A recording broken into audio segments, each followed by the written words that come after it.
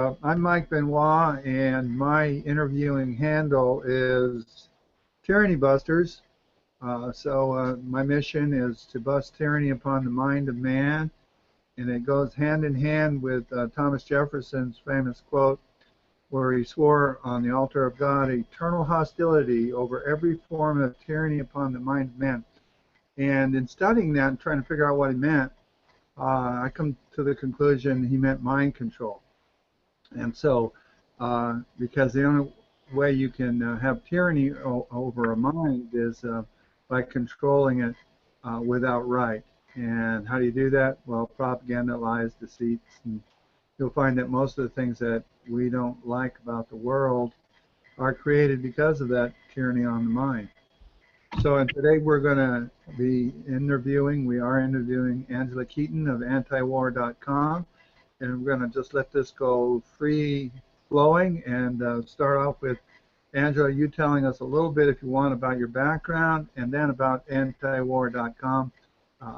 Just take it from there. All right. My name is Angela, and I work full-time at antiwar.com, which is a project of the Randolph Bourne Institute. Probably recognize Randolph Bourne's name from the great quote, "War is the health of the state."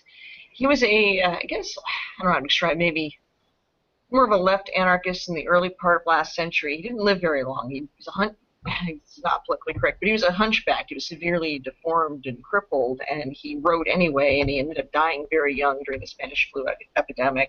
And he wrote some really brilliant work, in spite of a lot of hardships that probably would have kept most of us from doing such interesting things with a short life. So we've taken that tradition and created a website called antiwar.com. I say we, I'm talking, it's a long history before that. How it ties in, and I know, Mike, you are from, and I love your polo shirt, from the Libertarian Party. Where the antiwar.com ties into all this is that we're very much tied to the libertarian movement. We're an anti-war group that comes out of the libertarian tradition, particularly that of the ideas of Murray Rothbard. Murray Rothbard was the organizer of the Second Radical Caucus in the Libertarian Party. The first one was Sam Hawkins. The Second Radical Caucus create some names that you might recognize, like Eric Garris and Justin Raimondo, and the other founders of antiwar.com, Lexia Gilmore and Colin Hunter. And they came together to create this site in 1995. The URL, Eric Garris bought the URL in 1995. If you remember, that's when Bill Clinton, that great peace candidate, was making life miserable in Middle Europe at the time, and all the different wars and posted on all that nonsense. And all that seems like a long, literally it was 20 years ago. But the world hasn't changed any. And what antiwar.com does is, like, we don't preach libertarianism. We're not trying to sell libertarianism to the left or to the old right or to birchers or so on. What we do is we provide news. Every day, we aggregate news from all over on intervention from all over the world, foreign policy, all the different countries. And then we put it into context. We have our news editor, Jason Ditz, who takes the news stories, many of which you can see the sources all the way down the second half of the page. And we do a lot of hyperlinking so people can see what the original sources are. And Jason puts it into context for why these are bad ideas or why this doesn't make any sense. And then we have our editorial director, Justin Raimondo, who writes a column Mondays, Wednesdays, and Fridays, who, from in his own perspective, I mean, he's a longtime champion of libertarianism, going back to when he was young and would read Ayn Rand and corresponded with her as a young man, a teenager actually. And so these are very libertarian ideas and traditions of anti-intervention, minding our own business, a little humble republic, not creating enemies or monsters abroad, free trade, something libertarians take very seriously. But also, one of the things that we really try to impress upon people is that the larger your empire is, and the U.S. empire is very large, fewer civil liberties we have at home. Now, in the past several months, there's been kind of a new wave, and libertarians, like myself, have been really heartened by this, but so civil rights activists and people who are very, very concerned about certain kinds of justice is making really strong statements against what we were describing as tyranny, the police state. The police state has grown with the empire, and it becomes a cycle. And I can explain some rather specific things. I mean, after 9/11, and a lot of people unfortunately believe that history began on 9/11, is that we began with crackdowns. and that included new laws against terrorism, whatever that means. To war on terror, war on an abstract. It might as well be a war on algebra, war on abstractions. But what really changed things is that the fewer civil liberties we had in terms of the increasing of the domestic spying state.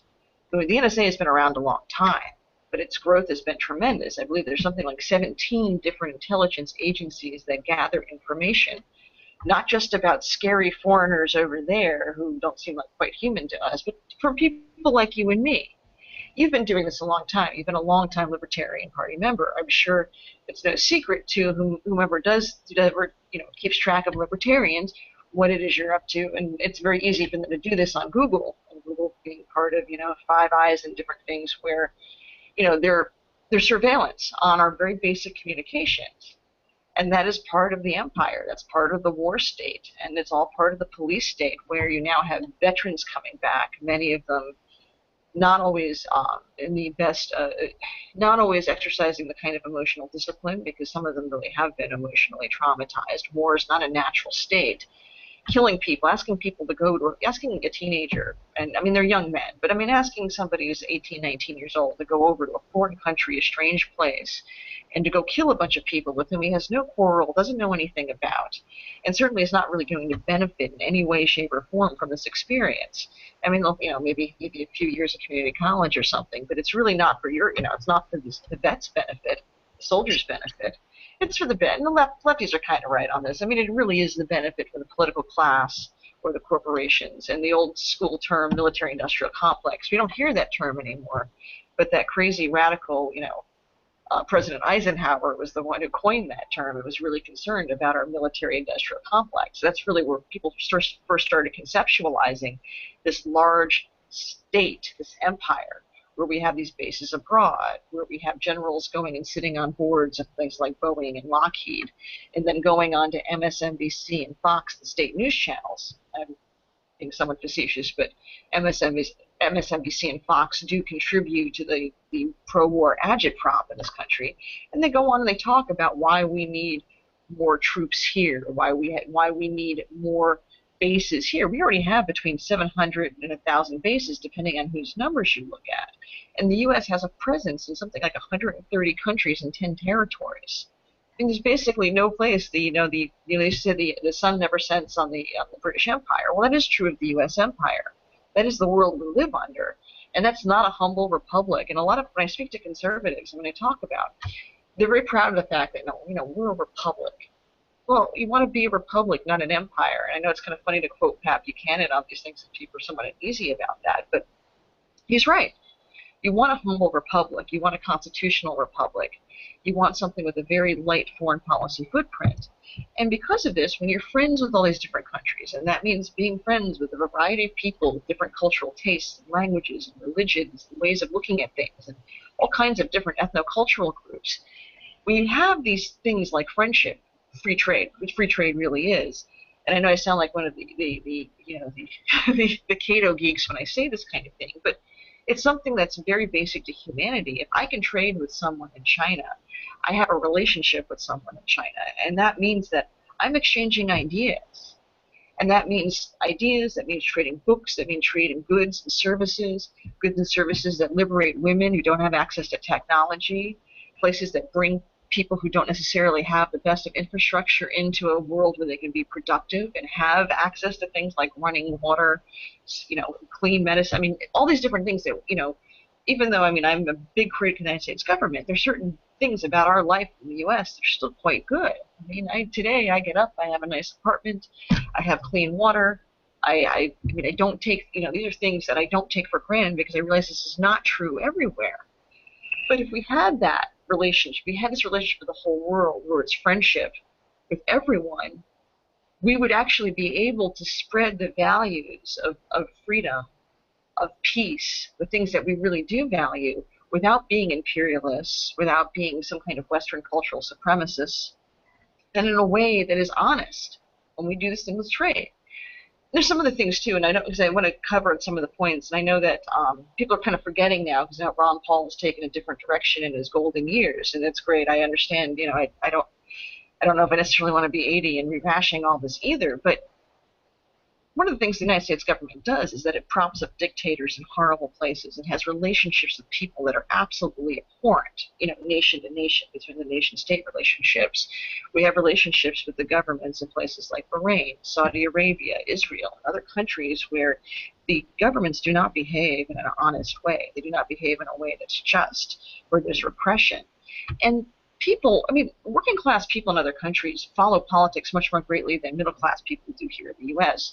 When I've been fortunate enough to travel abroad, one of the things that I found stunning is that people are much more politically attuned. They care about foreign policy, especially U.S. foreign policy. They know what we're up to. They see the bases, they see the policies. They're aware that the United States government does things like foreign aid, which is a form of welfare, a bribe, to create situations where corrupt dictators, do our bidding for us, and they often, just repress their own people. That creates resentments. We also do things, too, that absolutely are contra to even the most common sense things about what it would mean to promote libertarian values. For example, when we go into a country and we occupy it, like we've done in Afghanistan, Afghanis are all individuals, just like we are in the U.S. There's a wide range of beliefs and lifestyles and ways of looking at things among the average Afghani. But they're all united about the fact that they do not want the United States presence there.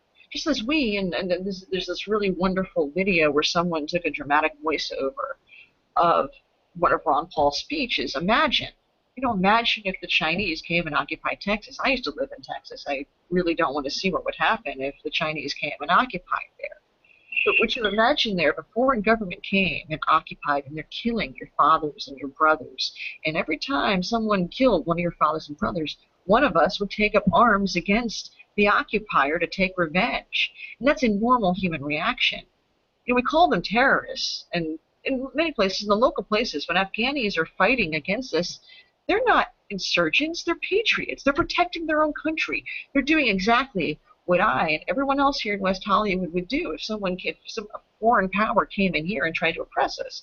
And I say West Hollywood because I'm a member of the LGBT community, and we take our ability, our pride, our rainbow flags very seriously.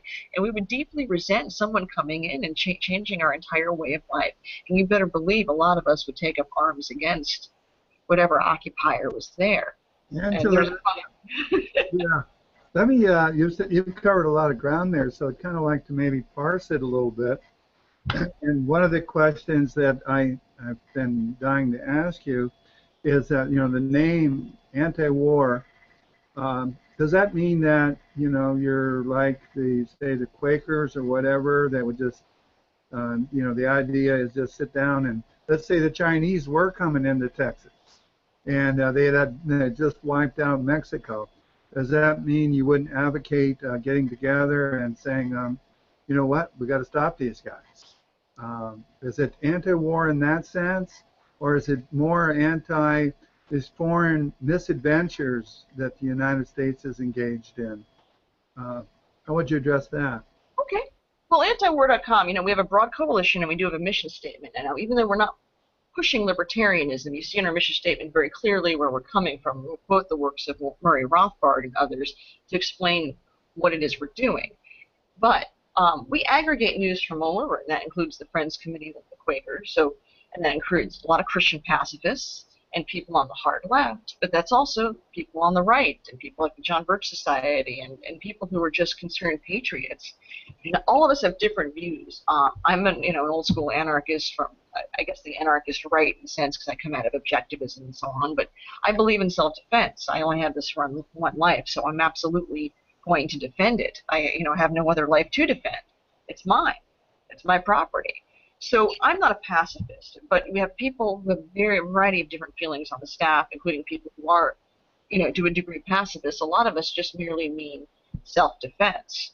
I absolutely would defend myself, and I believe most of my libertarian friends and allies would if we were, being invaded by a foreign power. But that's not what the situation the U.S. is in, and we're going abroad to disrupt. And it's not just the Middle East. When I was a little girl, I remember as a kid, we used to see the bumper stickers, U.S. out of Central America, that the lefties would put on their cars.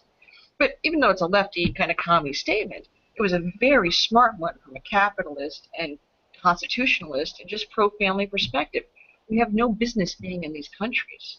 There's no reason for us to be there. Well, first off, it's not morally just. Even if the economics made sense, the economics do not make sense. So some of the people in your group or members of your group would be better classified as not necessarily totally anti-war, sit down, lay down, and let somebody that wants to, rape your women and kill your children or enslave your children and kill all your men. You're not against fighting against that kind of tyranny, but sounds like more that you're against the foreign invasions, the aggressive foreign policy of the United States, interfering in the sovereign affairs of all these other nations under the guise of somehow they're fighting for our liberty and our security, whatnot, and actually they're doing the opposite. I know I've talked to some of these people who've come back from these foreign aggressions, and I've said to them, I said, well, how do you think that you're actually fighting for our liberty over there when you're violating the life, liberty, and property of other people? And they, of course, that will typically stump them because it doesn't do anything for securing our rights. And so I guess I would feel personally more comfortable, and I'm sure you guys looked at how you're going to name the group, because there's a lot of people like me who might get turned off a little bit by antiwar.com, because I'm not anti-war. I'm actually pro-war. When there's a nation coming to attack me and my children, my family, I'm pro-fighting back, and the only way to do that is with a war. So the concept of totally anti-war, sit there and be a pacifist, a dove, there's the hawk, there's the dove, and what's the third one? The dove will actually fight back, and then the third one will just sit there and lay down and be killed. So I know a lot of folks would say, antiwar.com, sometimes it's necessary to go to war, when your real message is it's not necessary for us to be out there actually violating the life, liberty, and property of citizens and the sovereignty of countries all over the world. How would you address that? Oh, I think there's some excellent points there. And I mean, since I think your audience is probably more libertarian to constitutional leaning, and I think they can relate to this. And I know if you don't mind, maybe we can talk about guns a little bit here for a second, because sometimes the gun issue, even though stereotypically libertarians are all about guns, I don't think we really give a good context necessarily to why we're so pro-gun. For example, as a feminist, I believe that a gun ownership is it's absolutely essential to the protection of myself against rape and domestic violence. And I don't even think this should be a disputable issue. Unfortunately, among feminists, this is a disputed issue, but I think that's because other influences have come in and really have taken away from the very basic matters of things like, what does it mean to self-ownership? What does it mean to own one's body? And one has to defend oneself. I mean, it's your obligation to yourself, really, ultimately, to defend. Now, this is no disrespect to our pacifist brothers and sisters, and we do have some pacifists in the libertarian movement. And I'm not, I don't want to offend anyone's different religious beliefs on these matters, and I understand the reasons for this. But I'm an atheist, so I only have this one life. At least as far as I know, there's no other life after this. So if I don't take it upon myself to defend myself, I've cheated myself out of many, many more years of life.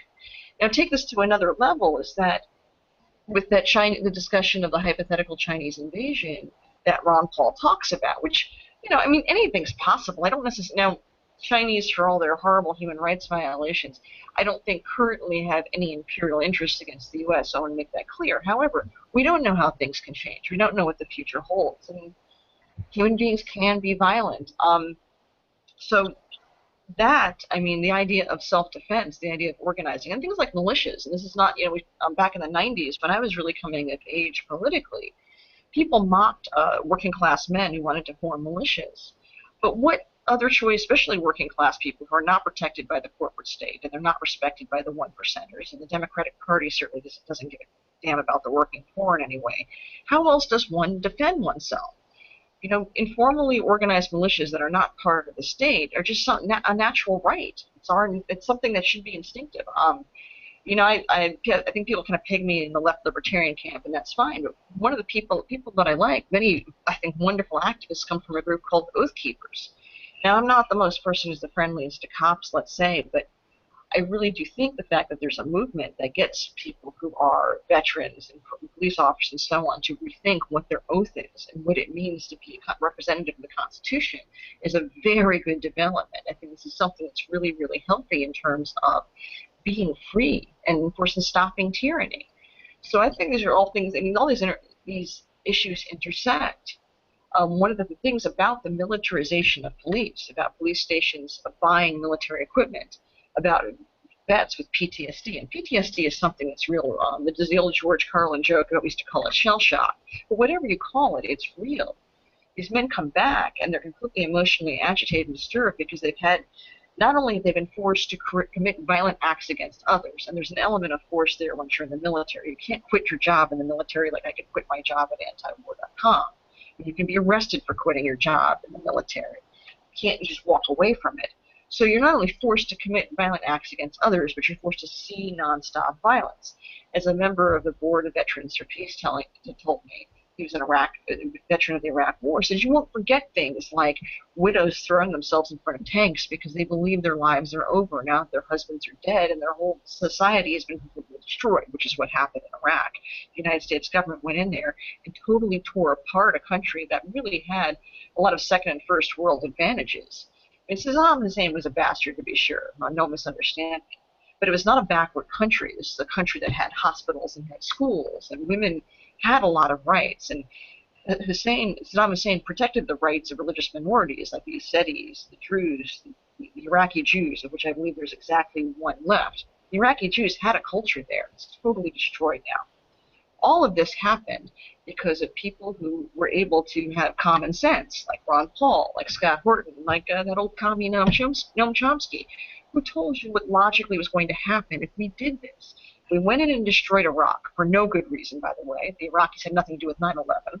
And, I mean, there's no justification for the Iraq War. It made no sense.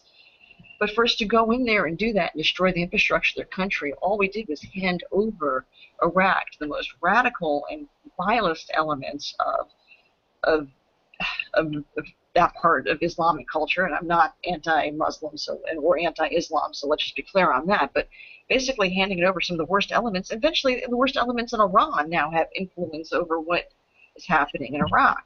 I mean, ISIS is something that could have easily been prevented by not getting involved with a war in Iraq in the first place.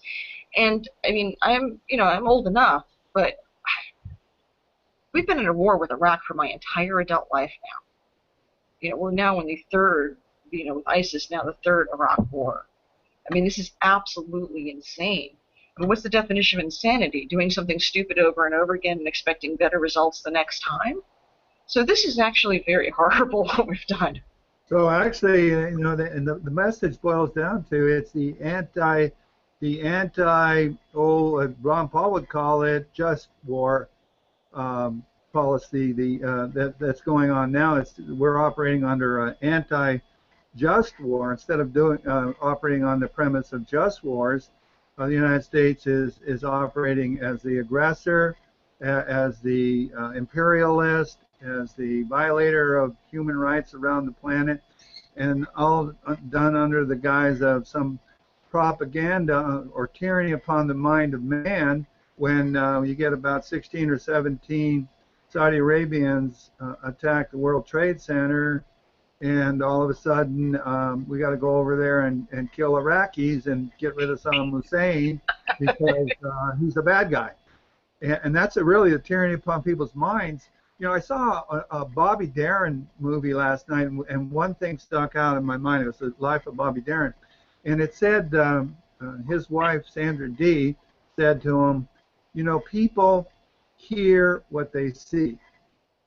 And so, and that was like a dumb comment at first, but Bob Darin thought about it and said, you know what? He's just singing these wars. He's starting to sing anti-war songs and wasn't getting anywhere.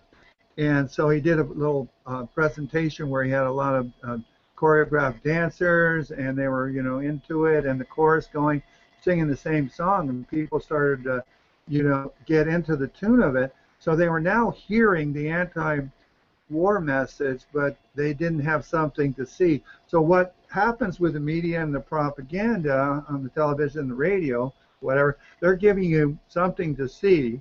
They're showing you, this death and destruction. They're showing you bad guy over here, and then we got to go get him, and then that's what they hear.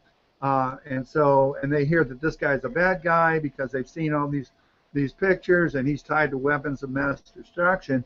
People that actually think about these things like you and I do, when I'm hearing Bush say, make no mistake about it, weapons of mass destruction and terrorism goes hand in hand. And I'm going, well, that's the United States. We got weapons of mass destruction more than any country in the planet. And there's your terrorism. And so what we're doing, we're calling it, I don't know, they turned Iraq into a police act. What did they do it? No, what did they do it? Operation Iraqi Freedom.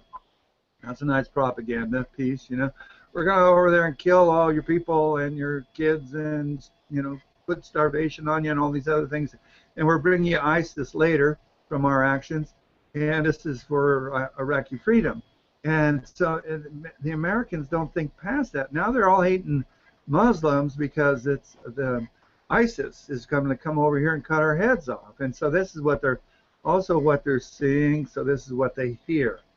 And instead of actually hearing the logic of it. So your real message, it appears, and your goal is to get the people to see that aggressive actions, non-defensive actions, actually bring us the opposite result of what we want, and we're going around violating people instead of adhering to the American creed that should be that government's supposed to secure the right to life, liberty, and property and not go around violating it. And so these wars of aggression are exactly that. They're not in that vein. I think all your PTS, people that come back from that, I think if they were defending their homes and they had to do killing to do that and do grotesque things to defend their families, that they don't end up with PTSD because they did the right thing. They're over there doing the wrong thing, and they somehow got to justify it with a paycheck or, some sort of, well, we're doing it for Iraqi freedom, some nonsense like that. Then yeah, they got to come back. Their minds got to be going, this is horrible at what we've been engaged with, and they're going to suffer consequences of that. No, certainly, and this is one of the bigger topics in the past few years, and a lot of people, and I think Andrew Napolitano and Ben Swann and others have been really instrumental in being courageous about this, coming from a right perspective, but the issue of drones. Barack Obama, a future war criminal to be certain, he's the emperor, and it's nothing to him to send what essentially are killer robots to murder people. And that's what those drones are. They are robots that kill people. And we talk about killing insurgents, but that's often, of course, just later quickly debunked. And many times, children are killed, grandparents are killed, just ordinary civilians are killed. And the consequences of this are unbelievably horrible. I don't even want to suggest that because I don't want to upset anyone. But people in this audience, people have parents, they have children. Can you imagine such a thing? Seeing something like that, seeing literally a robot coming and wiping out your entire family. That's what happens in our allied country of Pakistan, a country we're a non-NATO ally, supposed to have some kind of relationship with.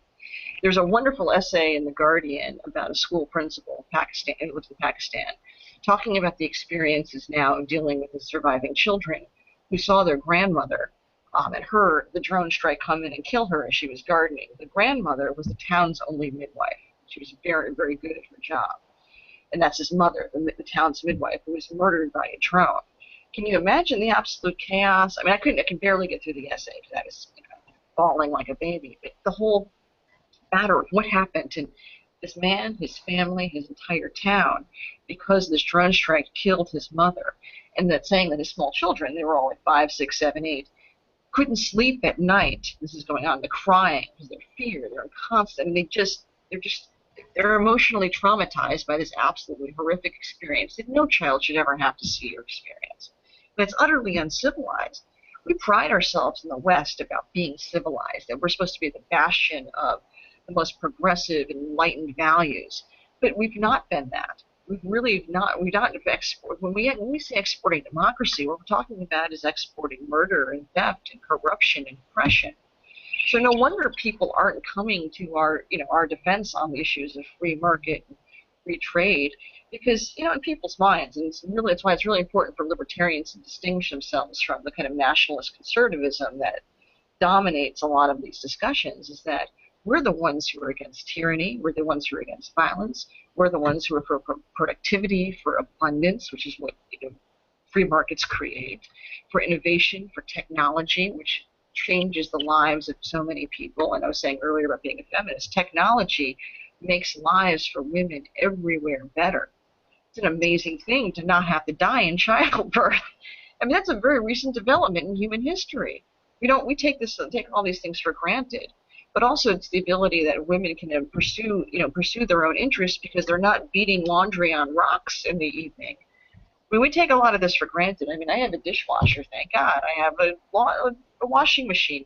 This allows me to do other things like read about capitalism, read Ayn Rand. Things I wouldn't be able to do in a different generation because I'd be doing, manual labor. So, we libertarians have an amazing package of ideas. We are the ones who are offering hope. We are the ones who are, ready to face the bold future. And when people finally see that we are different, we're not the right in the classic sense, or the way it's currently understood, that we really are the ones who are defending against tyranny. And they were the ones who, antiwar.com and our staff members, we're the ones who are pointing out the tyranny. We have a columnist every week, Lucy Steigerwald, calls the war at home. Lucy's a second-generation libertarian, and she was homeschooled, so her brain's not totally scrambled by what happens to people in the we call the public schools, the state schools, the government schools, and those are training grounds for teaching people how to be good members, good citizens, good members of the empire, being unquestioning to people like Barack Obama and Bill Clinton and all the Bushes. I get them all confused now, but this, we're the ones that have the right answers on this, and people can, history will show, and Ron Paul won't necessarily live to see this, but I think I plan to be around for this, but history will show that Ron Paul really was a man of progress, a man who could visionary, and one who could see the future. And his ideas, many of which can be summed down to minding your own damn business. Right. People learn how to mind their own business. It's amazing how much easier their lives would be. Well, you know what, and you've covered a lot of ground. I want to get back to one thing you mentioned in the gun. I firmly believe that the invention of the gun, the rifle, or you name it, is the single instrument that put women on the same footing as men. It was the great equalizer, and so nature, gave man greater strength, but the gun brought equality, and people don't realize that. And like you mentioned, being able to defend yourself against things like rape and whatnot, but another thing I think where these things, we start going down the path and people don't realize what tyranny is, two things come to mind for me. One thing is that, I tell people these handicapped parking spaces are an act of tyranny. Mm-hmm. They look at me and they say, what are you talking about? These handicapped people, they need this, and they couldn't get around otherwise. And I said, well, you take somebody's property, belongs to someone, and you take it away from them. You make them do something with it that they don't want to do with it. You force them to paint it. You force them to use it for this one specific purpose. And you're violating somebody's right that way. What gives you the right to do that? And usually they look at me, but, as a society, we used to condemn actions that were wrong. Now they're kind of like what Frederick Bastiat talks about. When you're in a long habit of accepting the thing, you give up this consequence of your morality to accept the law as being just. If you want to accept the law as being just, you stop challenging the morality of it. But it's the same thing, and I hear some people that are tooting their horn that they are libertarians when they agree to sanctions of countries. Yes. They agree it's okay to sanction Iran or sanction, the sanctions against Iraq. We weren't actively, going and dropping bombs on them for those 10 years under the Clinton administration. But the sanctions, how many people did the sanctions kill? And that they are acts of war, and all they're doing is putting stress and turmoil on the citizens of the country. And that somehow I think people think magically that, after so many years they're going to throw Castro out because they're going to blame Castro for the sanctions. They don't blame Castro for the sanctions. They blame the United States. And, That's right.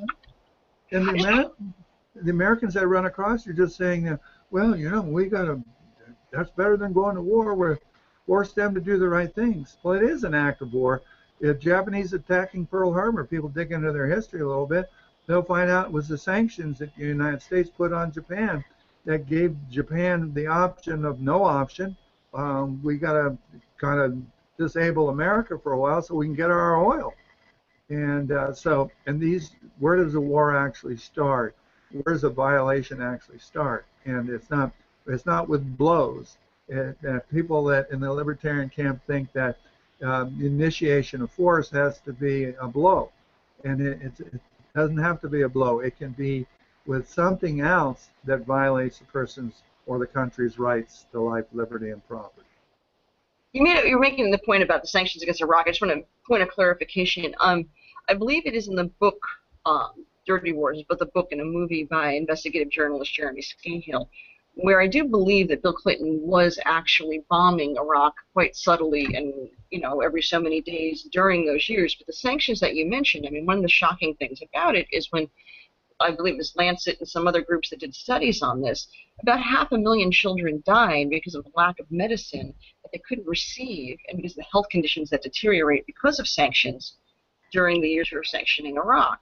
And there's this famous clip now on 60 Minutes where I believe it's Leslie Stahl asks Madeleine Albright, 500,000 children, was it worth it? And Albright basically passively gives in and says, well, yeah, I guess, something like that. I'm thinking this woman is a mother and a grandmother, and I'm wondering how detached does one have to be from one's empathy and one's own reality to be so callous as to describe that as being worth it?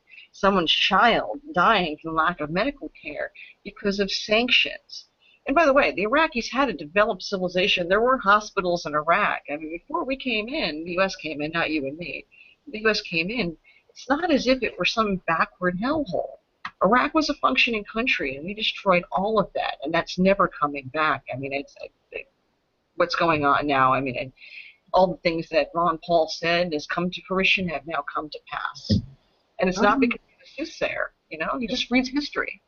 How many people do you think now actually think that Iraq adventure was a terrible mistake? What do you think the percentage is at this point? That's a good question, and I mean, unfortunately, and I'm making this, I've changed my life a bit so that I get out in the world. I have some other jobs besides antiwar.com where I work with non-libertarians, and here in LA I really try to get out more to engage regular people, so I try to understand how they see war. And I'm not entirely certain. I do wonder, though, how much of the Iraq War, first and second, has kind of been sort of lost in history. I mean, Americans are not necessarily preoccupied with history the way people are in other countries. We're not a very old country, and our history isn't very long. And, no disrespect to people who teach in the schools, but the history that's generally taught, let's say, in the government schools seems to have a rather slant towards the U.S. as not just victor, but the U.S. as the do-gooder, as the one who the people on the progressive left, the corporate left, call humanitarian intervention. That we're intervening on behalf of locals, that we're doing what's right for different ethnocultural groups, that we're doing what's right for women, when in fact, of course, we're doing things that are absolutely horrible and deplorable and really horribly hurt minorities in all these other countries. Well, they hurt everyone in the countries. It's a horrible thing. But I'm not really, I can't really gauge that, and I wish I knew. I do know, though, that support for war has consistently gone down, and we really saw something happening when regular Americans, not our crazy activist Libertarian Party friends, not our friends who we argue with each other in our little news groups and on Twitter, but normal people said no to Syria last year, or in 2013. You know, they said no to Barack Obama when he was asking. He went out and asked. He's a clever emperor, that's to be sure. But he went out and asked, you know, do the people want us to go in and intervene in Syria? And people in town hall meetings got up in the face of people like John McCain and said, no, we do not want any more war. We do not want to intervene, let alone the fact that, you know, we only can make the situation worse in Syria. There's nothing we could do in Syria that would make it better unless you think more violence and more bombs is something better. And of course, in Syria, it's very complicated. It's not very complicated. It's a civil war. It's not something as easy as, oh my God, there's this right side, there's this wrong side, and there's also other complications there too. But I mean, to keep that point basic, people are, you know, standing up to this. What we saw in things like Ferguson were people saying no to the cops, which is a very libertarian tradition. The Libertarian Party was way ahead of everyone on this. Back in the early 70s, why was the Libertarian Party formed? To stop Nixon's price controls and to stop the Vietnam War. And Right. right Yeah, on I remember that time well because, you know, they got, you know, it was the Democrats that brought us, or Lyndon Baines Johnson, that brought us the Vietnam War, and you know, the idea that, okay, Richard Nixon's getting elected, and boy, they're going to end this war, and it went on for what, another 6 years. But and then that goes to the point of my question too. By 69 and 70, the attitude towards the Vietnam War was, you know, hell no, let's get out of there. This is a monster. It's a nightmare. It even caused the ending of the draft.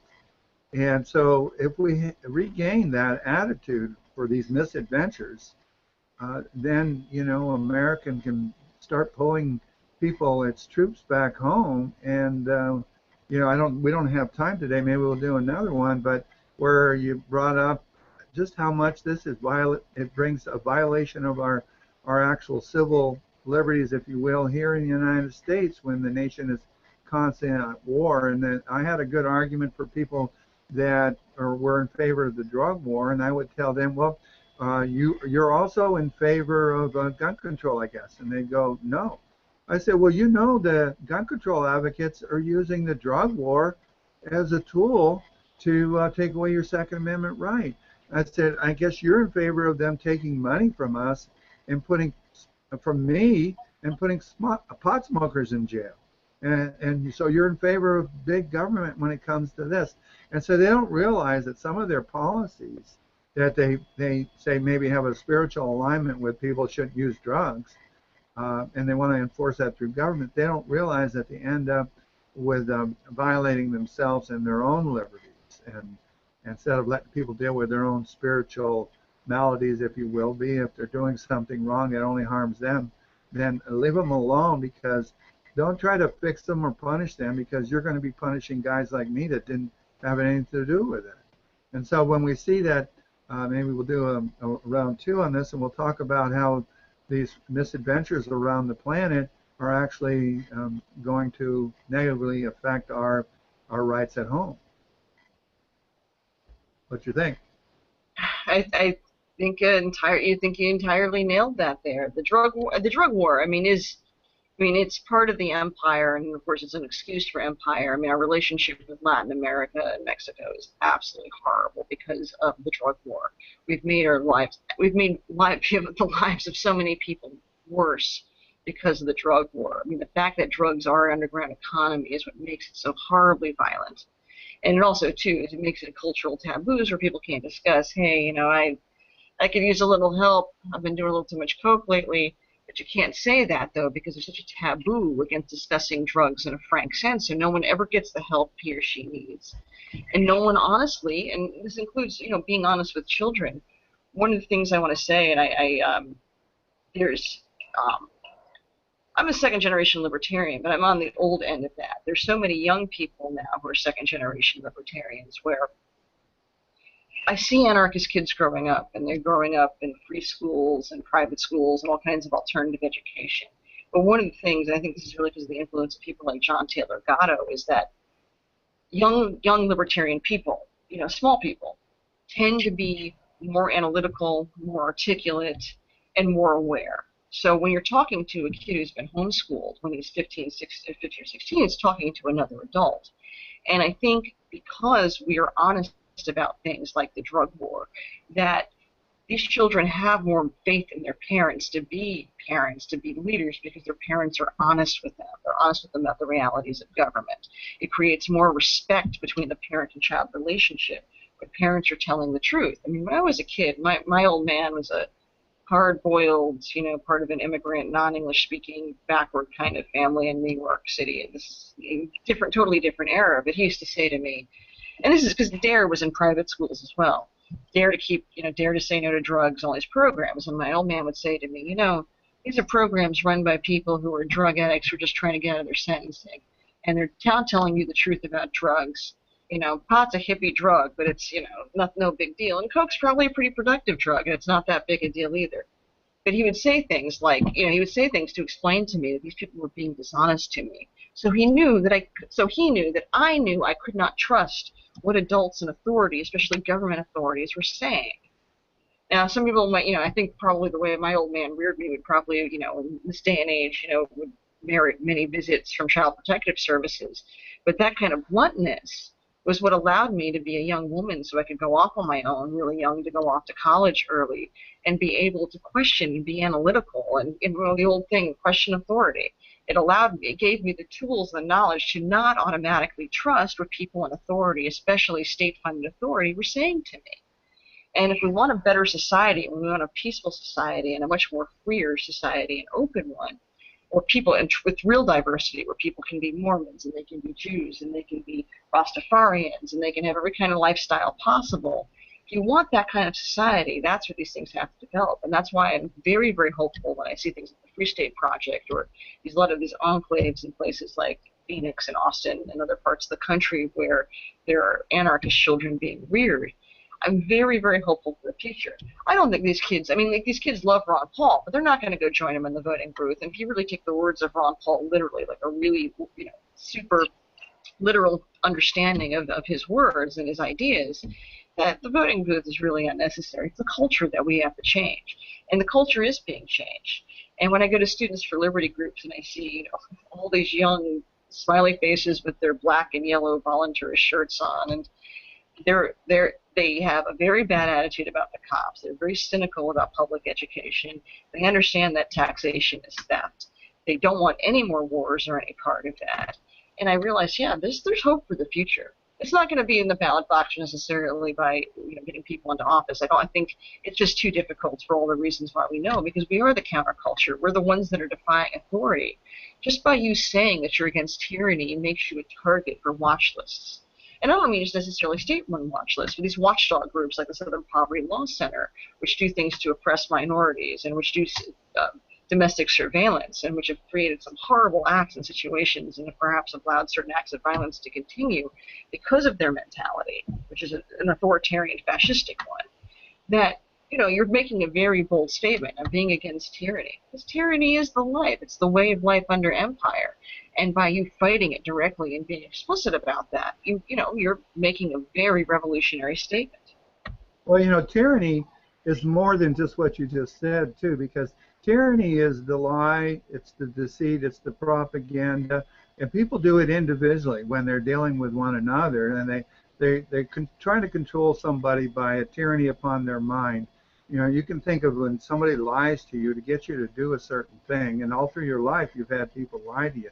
So this is the building of the matrix.